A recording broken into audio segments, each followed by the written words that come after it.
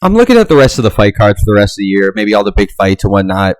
And, it's pretty dope that we're always coming down to the end of the year. And I know I remember last year, I remember these guys, I think it was November or December of last year going in. They unleashed like the whole first part of the year. And I remember all of us being like, holy shit, the UFC is coming out with a bang in 2023.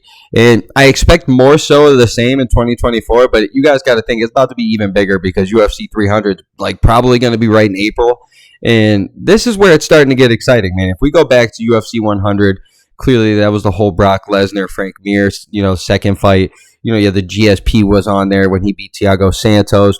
Clearly, Dan Hendo's H-bomb against Michael Bisping. And then clearly, I think Sexy Ama and Alan Belcher opened up. But for UFC 100 back in 2009, like I remember that being like the biggest deal in the world. And that was one of probably the most stacked cards. And to this day, I think it's a top 10 pay-per-view or at least most sold pay-per-view in UFC history. And then clearly, I mean, it's just human beings, everything with numbers, man. It's that century mark, every 100, we love it. And so UFC 200, I remember that one being pretty wild. It was supposed to be John Jones, DC 2, but clearly John Jones, all that shit that happened with him, which I don't want to get into because I'm a John Jones guy.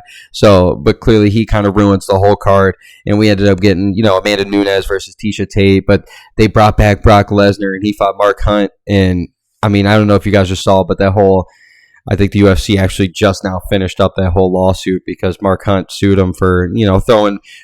Brock Lesnar failed every drug test known to man when it came to that fight card. And they still let him fight. And Mark Hunt's like, hey, man, this has happened before. And they just got done and won that lawsuit against Mark Hunt. And then clearly get DC versus Silva, which was one of the most boring fights in the world. And I was super pissed off at Daniel Cormier because he just played it boring. But, hey, it's got to be safe. And then you had Frankie Edgar. And then even had Cain Velasquez and Travis Brown on there, which is absolutely wild stacked cards. And UFC 300 seems more, especially with the UFC now becoming way bigger and way more popular. And, for a lot of people on, even just on my channel alone, like to call out how they sell out a lot and, they become mainstream. They just become, one half of the WWE or whatever with this whole TKO promotion thing. That's just weird. And so, UFC 300 is going to live up perfectly to these people. But, to really sit here and kind of just guess out what might be the fights, man, with all these fights that are coming up, we still have John Jones to fight at the end of the year in November against Stipe. Like I said, we have Khamzat fighting here, Paulo Costa here in 3 weeks. You got Islam versus good old Charles Oliveira too. We got all these fights. Leon Colby, I said, and then we still got all these fights that are probably going to be at the beginning of the year.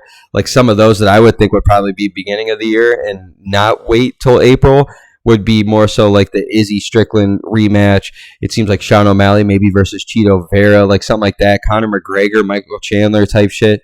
So what I'm really sitting here thinking, man, I think the number one, if we're starting with main event here, I think the number one fight that I think the UFC is probably going to be gunning for is if John Jones goes out there and beats Stipe here in a month in November at Madison Square Garden, which I think is going to happen. But if he can do it, I see the UFC dumping all the money, backing up the Brinks truck, giving everything they possibly can to get the Francis Ngannou John Jones fight.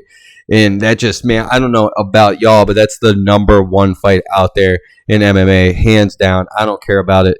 I mean, maybe Conor McGregor could sell more pay-per-views, but when we're talking two of the baddest men that we've ever seen that we want to see fight and the true purists of the sport want to see, that would be number one. I don't care if John Jones is getting old. I don't care if Francis is getting old. That's the fight we got to see, and that would clearly be that main event. But now if that main event can't happen, which, I mean, that would be a fucking sick one.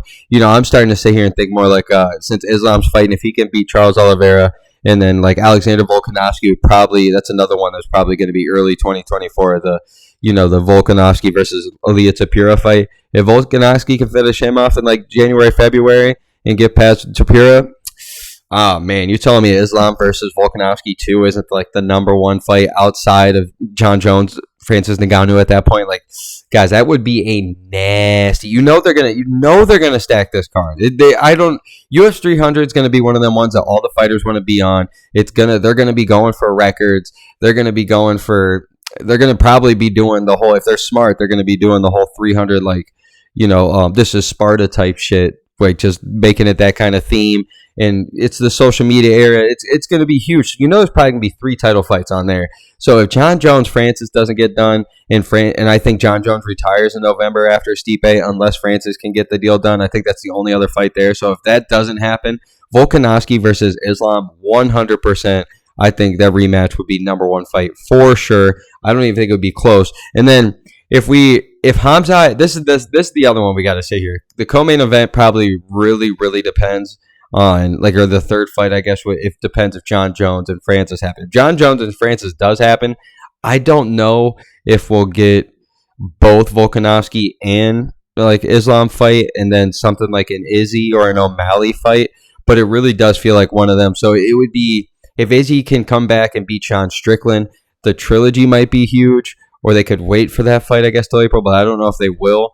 And then, because I don't think they want to keep it that stagnant. Some could happen in January. So if Izzy wins in like January or February, and Khamzat wins this next week or two against Paulo Costa, man, you tell me Izzy versus Khamzat wouldn't be one of the biggest fights out there. And if that's not the case, I'm trying to think if like Sean O'Malley can get past Cheeto Vera, like what fight would they do? Because I mean, like Corey Sandhagen's coming off that tricep, so like I don't know if they would put a Sean O'Malley versus Merab on there. Like I know it's Sean O'Malley, they'd put any Sean O'Malley thing on there, but I wouldn't be shocked at all if they try to mix something up here and we try to get like a really good fun fight going, because Corey Sandhagen would be a fun one, but I don't know if they want to put Merab Dvalishvili on there, where Merab has a strong chance of just, weighing on him on the fucking cage for 5 rounds. So I don't know, but this does feel like a Sean O'Malley fight, and if they don't do that and they go with 2 title fights, I wouldn't be shocked at all if we get like a Conor McGregor. If Conor McGregor can get past Michael Chandler, I would not be shocked at all. And this could be like the co-main, maybe even a main event. The UFC has so many different options here, because this would be a massive one. You're telling me they don't get a job done with Conor McGregor and Nate Diaz for the third fight, for their trilogy fight in UFC 300? Like that almost would be main event. But I don't want it to be main event. It should be like that third featured fight and then have 2 title fights. Like if we had John Jones, Francis, and then like, oh my gosh, like I said, you're Volk Islam, and those 2 fights are top 2, and then you have Conor versus Gaethje, or Conor versus Diaz, or Conor versus, a Poirier 3. Any of those would be absolutely massive.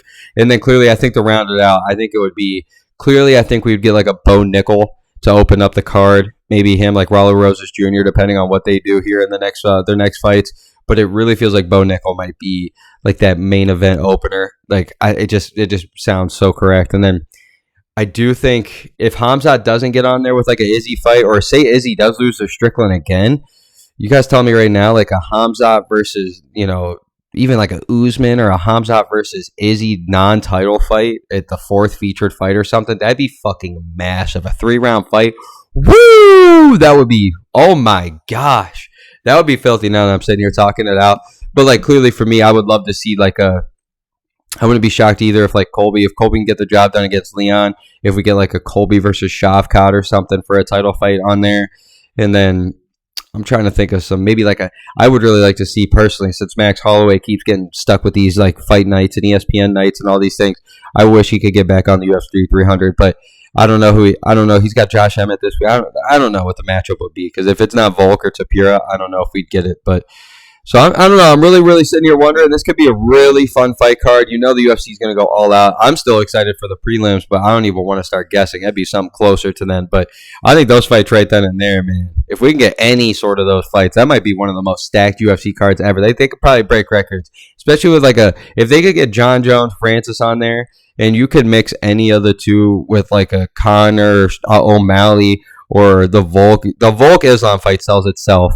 But if you can get a star like Izzy, Shavkat, or Khamzat, or O'Malley, Conor, Diaz, something crazy like that going, I think we could maybe see records of the UFC. But we're just talking it out and having fun here. But guys, UFC 300 is coming very, very fast, and I'm fucking hyped for it. So clearly all these fight nights have just been getting ridiculous. All these fight cards, these pay-per-view cards, they're becoming so stacked nowadays. Like these feel like UFC 100 type level. So it's always your boy Steven Moustaris, and let's go, baby. Let me know what you guys think might be one of the fights, or what you guys want to see. So let's get it.